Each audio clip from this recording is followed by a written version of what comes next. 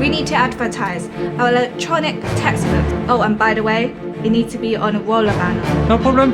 What do we offer? What do we have? What is good for the college students? My plan. What would they like? Let's do that.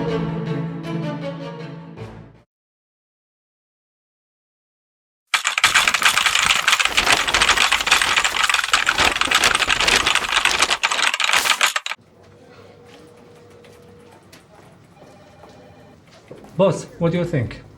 This is not an advert. It's not very persuasive at all. Where are the language features? Okay. Language features. Should have thought of that. Indeed.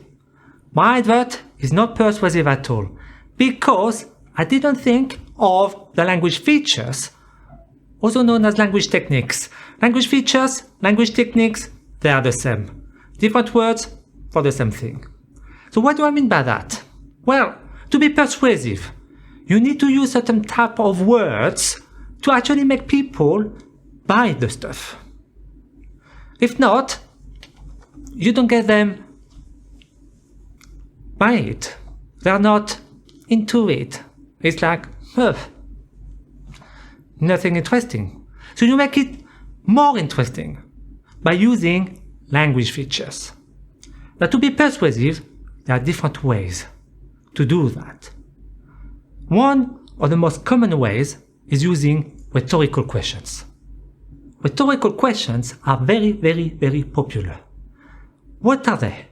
Well, it's just a questions, but you don't expect an answer from these questions, which is quite logical. When you write something, no one is going to give you an answer. For example, fed up with paper-based textbooks whose content is quickly outdated? Question mark. Fed up with overloaded bags? Question mark. Fed up with looking for your textbooks? Question mark. Here, I've used rhetorical questions. By using them, I make this text a little bit more persuasive because these questions attract your attention. Every time you ask a question, automatically you try to think of an answer. So these questions attract your attention. What I've done as well is I put fed up with 3 times. Fed up with paper-based textbooks. Fed up with overloaded bags. Fed up with looking for your textbooks. I repeated fed up with 3 times. And that's another way to make it more persuasive. I am hammering a message here. Are you fed up with it? Another one is using informal language, because you're trying to make a connection with your audience by using informal language. Using formal language creates a kind of distance between you and your audience. Using informal language, it is more like a friendly language. The distance between you and the audience is closer. We can also use direct address. You. We've got the solution for you. I say you, not him, not her, not them. It's for you. So a direct address means that I'm talking to you, not to anyone else. Another common language feature, hyperbole. Hyperbole is the technical term for an exaggeration. And we exaggerate quite a lot of times. If you say something like, oh, this way, a ton? Your back weighs a ton? Really? You're exaggerating on the weight here. It's common for us to exaggerate. And it's quite common on adverts or other types of persuasive text to use exaggeration or hyperbole.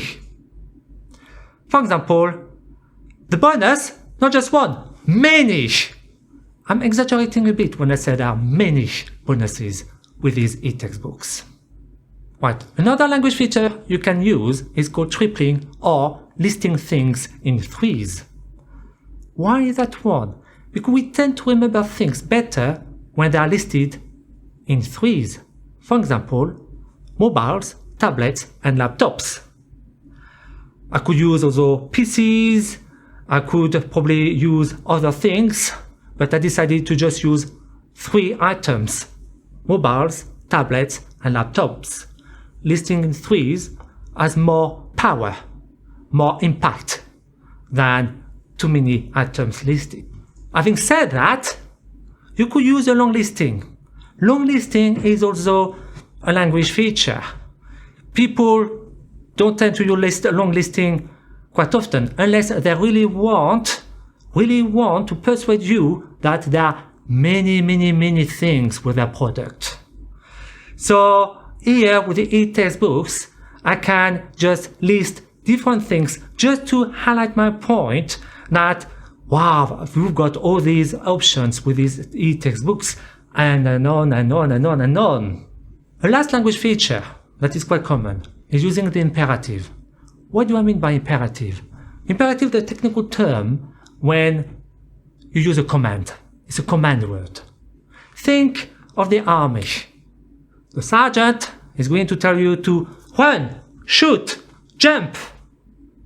Not please run or please you jump. No. Give the command run, jump, shoot. These are verbs used in the imperative.